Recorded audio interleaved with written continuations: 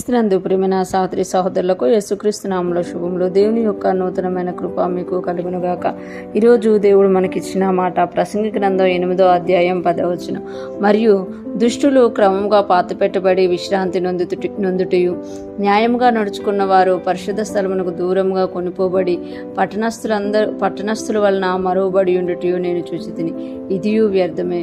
ప్రసంగి గ్రంథం సొలొమోను మహారాజు రాసినట్టు మనకందరికీ తెలుసు. ఆయన ప్రసంగి గ్రంథంలో అన్నిటినీ పరిశీలించి పరీక్షించి ఇది వ్యర్థము అది వ్యర్థము అని తెలియచేసినట్లుగా మనం చూడగలం అనమాట.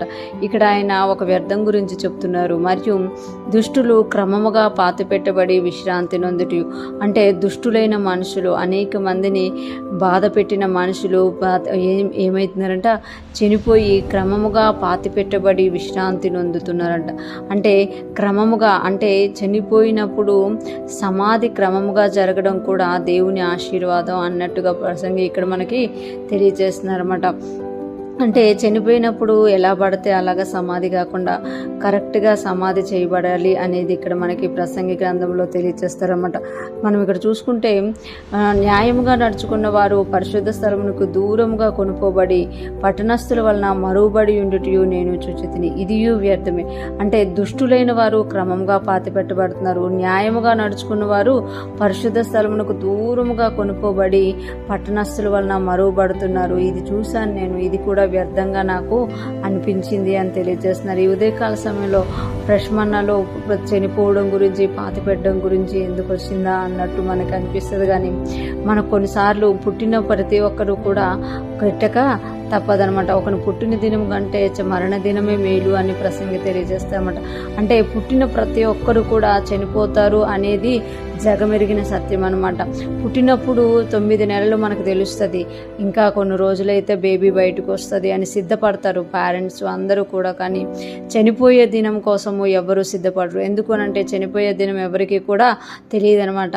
చనిపోయినంత వరకు కూడా కొందరికి తెలియదు అనమాట. ఈరోజు దేవుడు తెలియజేస్తున్నారు కదా, నువ్వు పుట్టడం ఎంత సత్యమో చనిపోవడం కూడా అంతే సత్యం. కానీ ఈ పుట్టుకకి చనిపోవడానికి మధ్యలో యేసయ్యని ఎరగడము అనేది ఒక గొప్ప భాగ్యము. ఆయనతో నడవడం అనేది ఒక గొప్ప ధన్యత అన్నమాట.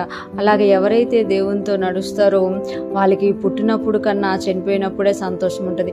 ఇక్కడ మనం చూస్తే ప్రసంగి అంటున్నారు కదా, దుష్టులు క్రమముగా పాతిపెట్టబడి విశ్రాంతి నొందుట, న్యాయముగా నడుచుకున్న వారు పరిశుద్ధ స్థలమునకు దూరంగా కొనిపోబడి పట్టణస్థుల వలన మరువబడి ఉండుట నేను చూచితిని. ఇదియు వ్యర్థమే. అంటే క్రమముగా పాతిపెట్టబడడం కూడా ఒక మంచి ఆశీర్వాదం అన్నమాట. అంటే కొంతమంది క్రమంగా పాతి పెట్టబడడానికి ఛాన్స్ ఉండదు, ఎలా పడితే అలాగా అయిపోతుంది. అలాగా కాకుండా మనం చనిపోయాక ఆ క్రమముగా పాతి పెట్టబడడం కూడా మంచిది అని ఇక్కడ ప్రసంగి తెలియజేస్తున్నారు. కానీ అది కొందరికి దుష్టులకు దొరుకుతుంది, న్యాయస్తులకి దూరం అయిపోతుంది, అది వ్యర్థము అని ఇక్కడ ప్రసంగి తెలియజేస్తున్నారు. ఈరోజు ఫ్రెష్మన్న వింటున్న ప్రతి ఒక్కరూ జ్ఞాపకం చేసుకోవాలి, పుట్టిన మనం అందరము కూడా యేసుక్రీస్తుని రక్షకుడుగా ఎరిగామా అయితే మన మరణదినం మేలుగా ఉంటుంది.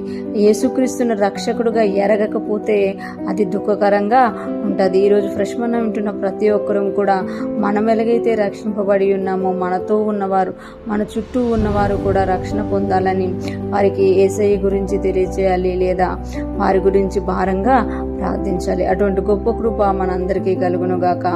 దేవుని ఆశీర్వాదం మన మీద ఉండునుగాక.